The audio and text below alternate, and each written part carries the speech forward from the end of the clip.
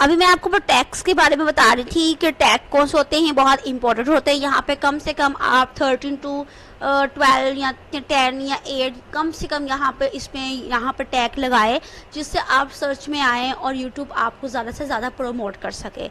यहाँ पे आप जल्दी जल्दी से यहाँ पे टैग लगाइएगा, ठीक है ना। आगे एडवांस सेटिंग में जाना है। बेसिक इन्फॉर्मेशन हो गई है इसकी, और एडवांस सेटिंग आपकी क्या होती है बेसिकली, इसमें आपने अपनी कैटेगराइज सेलेक्ट करनी होती है चैनल की, ठीक है। जैसे कि यहाँ पे देखे लाइसेंस उसने लिखा हुआ है यूट्यूब का, यहाँ पे एजुकेशन मैंने कहा है क्योंकि मैं बेसिकली यहाँ पे जो चैनल बना रही हूँ वो एजुकेशन से रिलेटेड है। आप अपने चैनल से रिलेटेड यहाँ पे लगाइएगा।